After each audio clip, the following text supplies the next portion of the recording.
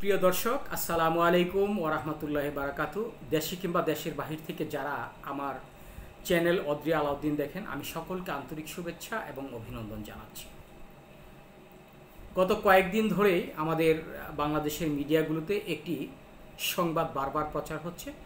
সেই সংবাদটি হচ্ছে, গোপনে ঢাকামুখী হচ্ছেন আওয়ামী লীগের নেতাকর্মীরা, সতর্ক অবস্থানে রয়েছেন গোয়েন্দা সংস্থা।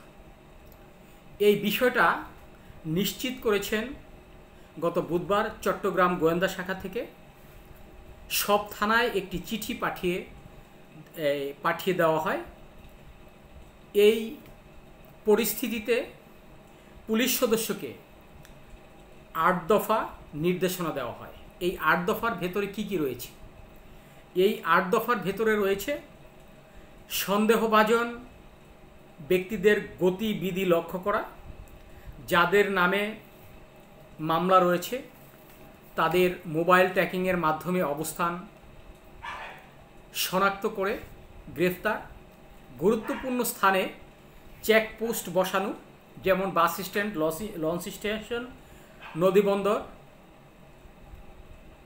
এরকম যেসব স্থানগুলোতে জনগণের যাতায়াত বেশি, এইসব যাতায়াত স্থানগুলো, এরকম প্রায় ৮টি বিষয়ের উপর বিশেষ একটি বিষয় জারি করেছে, যাতে এই সব বিষয়গুলো থেকে এই পুলিশ সতর্ক থাকে। আসলে ৫ই আগস্টের পর অন্তর্বর্তীকালীন সরকার যখন ৮ই আগস্টে শপথ গ্রহণ করে, এর পরপর থেকেই আওয়ামী লীগের যে বিভিন্ন নেতাকর্মীরা এবং আওয়ামী লীগের যারা উপরস্থ কর্মকর্তা রয়েছে এবং বড় ধরনের নেতা রয়েছেন, তারা যদিও পালিয়ে যান, তারপরেও তারা এই বিভিন্ন দেশ থেকে তারা যেভাবে এই দেশের প্রতি, এই বাংলাদেশের বিভিন্ন সেক্টরগুলোতে আপনার গোলযোগ সৃষ্টি করার জন্য তাদের কিছু নেতাকর্মীকে লেলিয়ে দিয়েছে। এই বিষয়টা কিন্তু আমরা ৫ই আগস্টের পর আমরা দেখেছি যে আন্দোলনের যে কি গতিবিধি এবং আন্দোলনের যে স্পিড, সেই বিষয়টা আমরা দেখতে পেয়েছি। বাংলাদেশ ১৯৭১ সালে মুক্তিযুদ্ধের পর এত আন্দোলন হয়নি যে আন্দোলনটা গত ৮ মাসে হয়েছে। অন্তর্বর্তীকালীন সরকারের প্রধান উপদেষ্টা ডক্টর মোহাম্মদ ইউনূসকে চাপে ফেলার জন্য, দেশকে অস্থিতিশীল করার জন্য তারা উঠে পড়ে লেগেছিল এবং তারা বিভিন্ন কৌশলে আন্দোলন করে দেশের মধ্যে একটা অস্থিতিশীল পরিস্থিতি করার এক অপকৌশল তারা করতে চেয়েছিল। আসলে অন্তর্বর্তীকালীন সরকারের দক্ষ এবং আইন শৃঙ্খলা বাহিনীর কঠোর পরিশ্রমের মাধ্যমে এই বিষয়গুলো ধীরে ধীরে আমরা এখন একটু স্বস্তির বিষয়ে নিশ্চিত হয়েছি।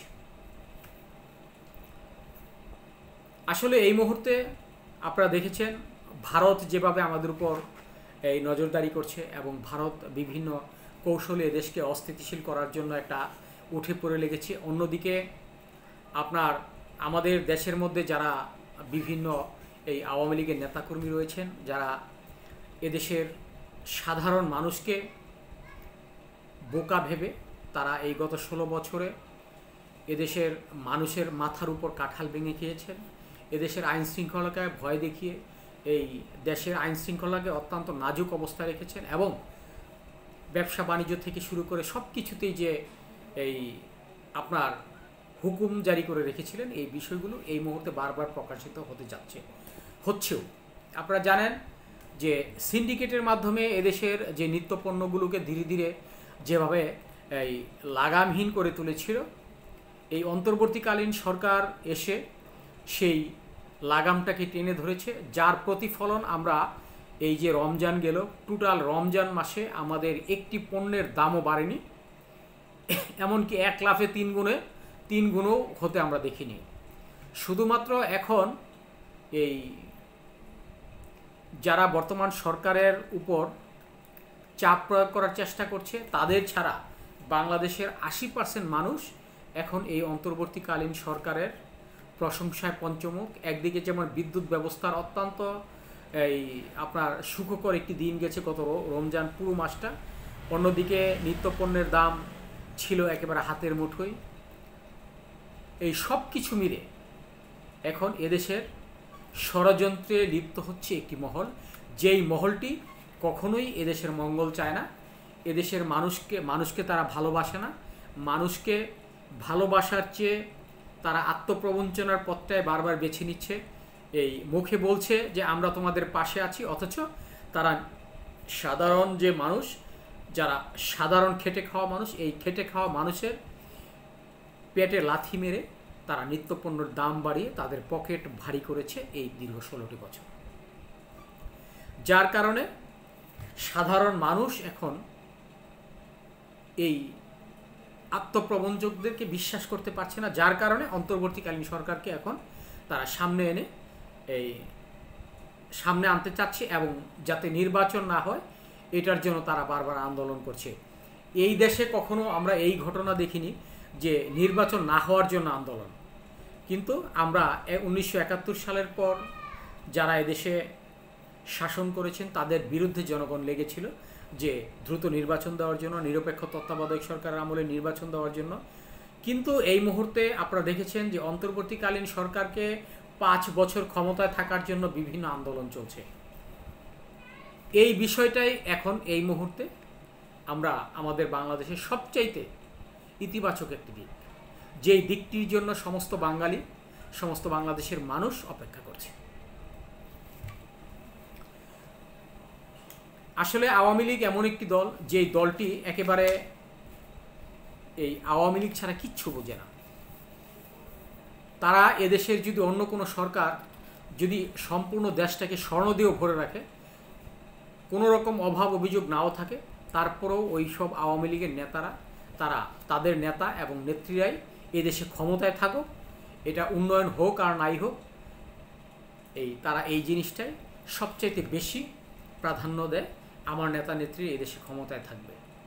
কিন্তু এই নেগেটিভ চিন্তা ভাবনাটাকে উপড়ে ফেলে বর্তমানে এখন সাধারণ মানুষ এই অন্তর্বর্তীকালীন সরকারকে এবং সরকারের প্রধান ডক্টর মোহাম্মদ ইউনূসকে 5 বছর ক্ষমতায় থাকার জন্য তারা বারবার আন্দোলন করে আসছে, সংগ্রাম করছে, এবং এখন আওয়ামী লীগ এবং অন্যান্য দলের প্রতি মানুষের যে একটা বিরূপ প্রতিক্রিয়া, সেই প্রতিক্রিয়াটি আমরা দেখতে পাচ্ছি।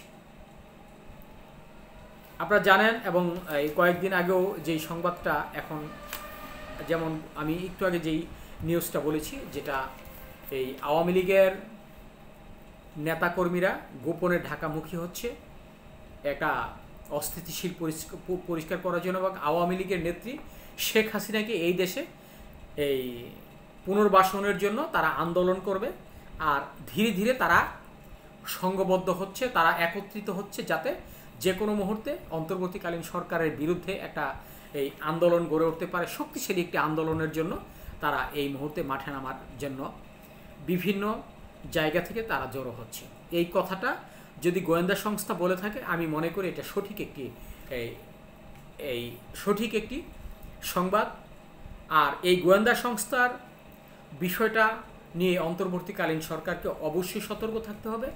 যেই সতর্কটা আওয়ামী লীগ সরকার ছিল না, যার কারণে তাদের এই 5ই আগস্টে যে এই পতনটা হয়েছিল, একমাত্র কারণ তাদের সময় যে গোয়েন্দা সংস্থাটা অত্যন্ত দুর্বল চিত্তের ছিলেন, এবং যদিও শক্তিশালী থাকে তাহলে শেখ হাসিনা এবং আওয়ামী লীগ সরকারের যারা নেতাকর্মী ছিল, যারা এদেশের প্রশাসনে ছিল এবং যারা এই মন্ত্রণালয় ছিল, তারা আসলে একঘেয়েমিতির কারণে এই গোয়েন্দা সংস্থাদেরকে কোনো রকম পাত্তা দেয়নি এবং তাদের কথা তারা বিশ্বাস করেনি। যার কারণে এই আওয়ামী লীগ সরকারের পতনটা আমাদেরকে দেখতে হয়েছে, এবং তাদের পতনটা এতটাই পতন হয়েছে যেটা এদেশের প্রায় 300 এমপি মন্ত্রী সহ তাদের হাজার হাজার নেতাকর্মী এখন এই দেশ থেকে পালিয়ে অন্য দেশে আশ্রয় নিয়েছে।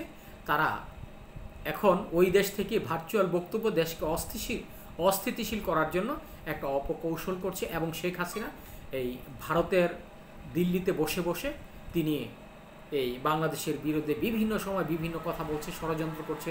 এদেশের মানুষকে তিনি এসে দেখাবেন, অন্তর্বর্তীকালীন সরকারকে এদেশ থেকে হটিয়ে দিবেন। এই বিভিন্ন কারণে এখন এদেশের মানুষ বিভিন্ন সময় বিভিন্নভাবে তারা এই আওয়ামী লীগের ভয়ে কোণঠাসা হয়ে থাকে। তারা মনে করছে, যারা সাধারণ মানুষ তারা মনে করে যে শেখ হাসিনা হয়তো যে কোনো মুহূর্তে চলে আসবে, আবার আমাদের উপর প্রতিশোধ নেবে। আসলে পৃথিবীর ইতিহাসে কোনো ফ্যাসিস্ট সরকার এত কম সময়ের মধ্যে দেশে প্রত্যাবর্তন করতে পারে না, আপনারা নিশ্চিত থাকবেন। এবং আওয়ামী লীগ সরকার কখনোই সেটা করতে পারবে না। ধন্যবাদ সবাইকে, ভালো থাকবেন, সুস্থ থাকবেন, নিরাপদ থাকবেন।